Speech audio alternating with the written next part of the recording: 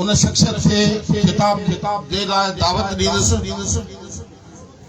अॼु खां 30 साल अॻु जिन माण्हुनि असांजे अक़ाइद खे सियासी जदोजहद कंदे ॾिठो हूंदो उन्हनि खे यकीनी तौर ते हिन महीने दौरान जेके सियासी सरगर्मियूं उन कयूं न ऐं जीअं उन सॼे सिंध जे माण्हुनि खे उथारियो आहे ऐं जीअं ख़ासि तौर ते खैरपुर जे पंहिंजनि हरीफ़नि जे पेटनि में सूर विधो आहे, तकलीफ़ ॾिनी आहे सियासी तौर ते, उहा तव्हां सभिनी जी आॾो आहे।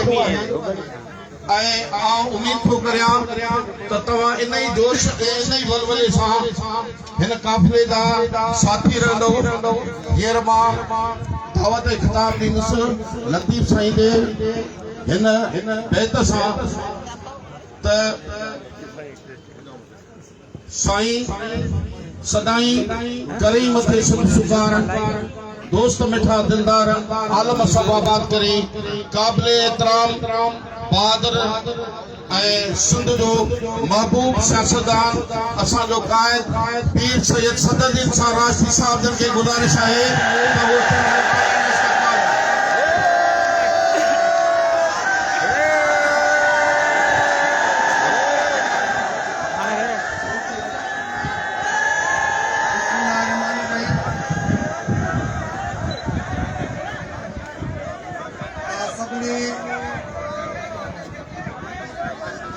दोस्तन जो जेके पंडाल में हेठ बैठा आहिनि और जेके स्टेज ते बैठा आहिनि तमाम दोस्तन खे क़ाबिल एहतराम समझूं था और अस्सलाम वालेकुम। हाणे गुज़ारिश इहा आहे त माहौल जेको बल्दियाती नए निज़ाम जे लाइ ये सब सिंध में पीपल्स पार्टी के छड़े सब जमायतों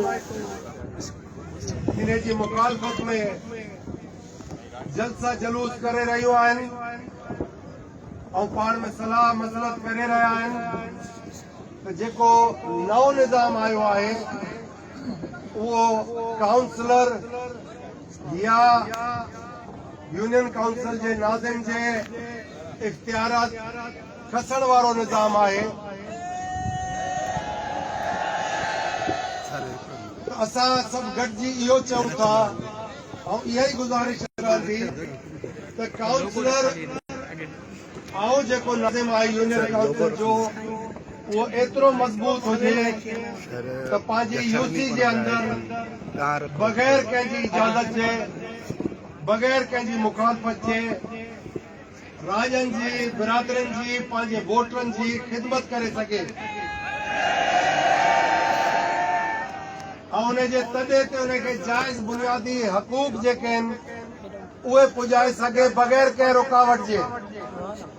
सो इहे सभु शयूं जेके अॻिते तव्हां ॾिसंदव जे अलाह ताला चाहियो त ईअं ई थींदो त तव्हां पाण ख़ुदि मुख़्तार थींदव, यूनियन काउंसिल मज़बूत थींदी ऐं तव्हां सभिनीनि जा जाइज़ बुनियादी हक़ तव्हां ताईं पंहिंजो पाण पहुचंदा ऐं इहो जेको निज़ाम हाणे आहे जे इहो रहियो त तव्हां छड़ो पंहिंजे बिरादरी जे ऐं वोटरनि जे मथां हिकिड़ो बोझ थी हलंदो ऐं जेको काउंसलर थियो उहो जवाबदेह थींदो ऐं जवाबदेह ई न सघंदो पंहिंजे वोटरनि खे।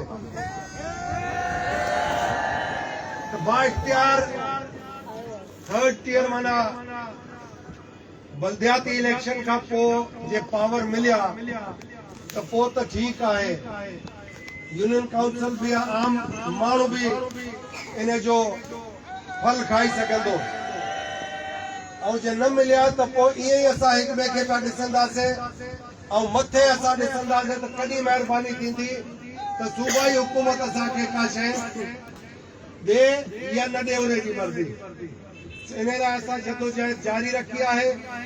कराची में भी मीटिंग अॼु थींदी जुमे नमाज़ खां पोइ जंहिंमें MQM PTI ॿिया मोतबर जेके भी आहिनि हिकिड़े आज़ाद पंहिंजी हैसियत रखनि था ऐं कुझु जेके जमात इस्लामी जा भी आहिनि, मौलाना फजलुर रहमान साहब जा भी आहिनि, JUI जा, ऐं ॿिया तहरीक लबैक जा भी आहिनि। इहे सभु गॾिजी अॼु इंशाल्लाह प्रेस कॉन्फ्रेंस में फ़ैसिलो कंदा त आया उहे धरनो ॾेई वेठा हुजनि प्रेस क्लब में या प्रेस क्लब खां अॻिते वधी वञनि। तो इहे सभु शयूं तय कंदासीं। ऐं इहो जदोजहद में तव्हां इहो यादि रखिजो, सिंध सब का पहिरें आजाद थी, सूर्य बादशाह जी कुर्बानी ऐं तव्हां जमायती कुर्बानी, असली वारिस तव्हां आहियो।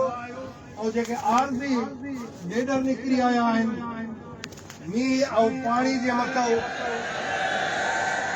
उहो पाणी ख़ुश्क थियण जो वक़्तु अची वियो आहे ऐं उन्हनि जो वापसि मिट्टी में वञी लिकण जो वक़्तु अची वियो आहे।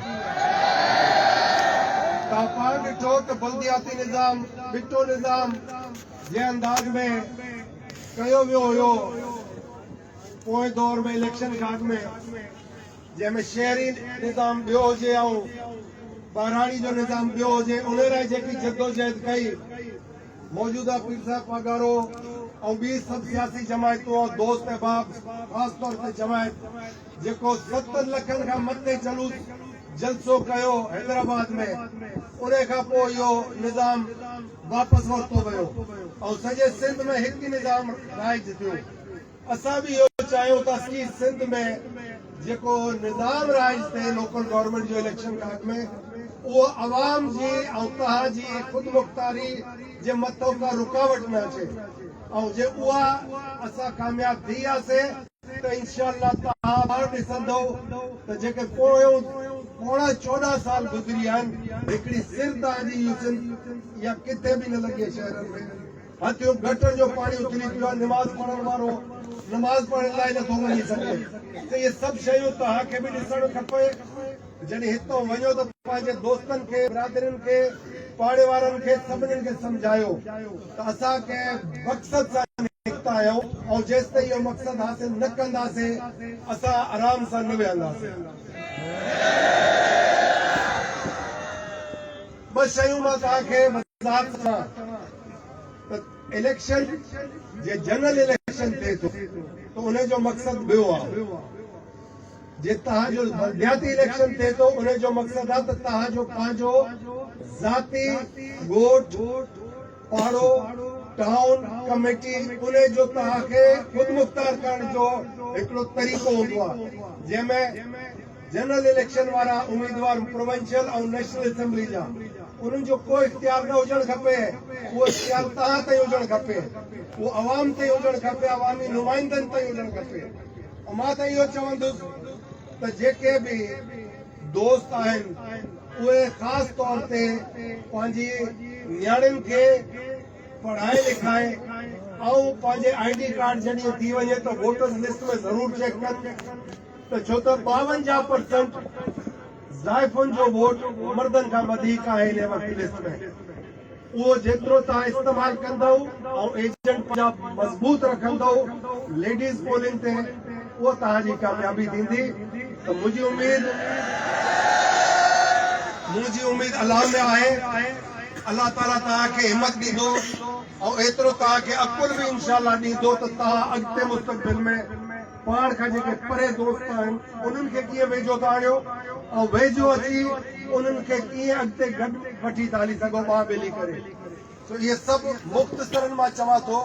जुमे जो नमाज़ जो टाइम भी थींदो तो तव्हां सभिनी दोस्तनि जो तुराइतो आहियां ऐं मक़सद सां असां निकिता आहियूं। इन मक़सद खे तव्हां पाण अॻिते वधायो ॿिए पासे ऐं इन में असांखे अलाह कामयाबी ॾींदो। तव्हां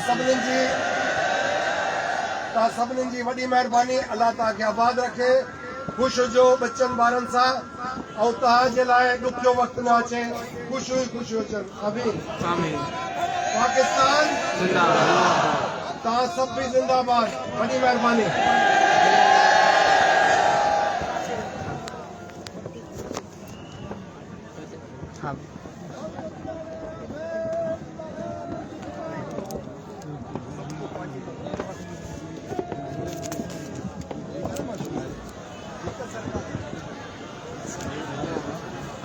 लाइट हम रुका सजा दी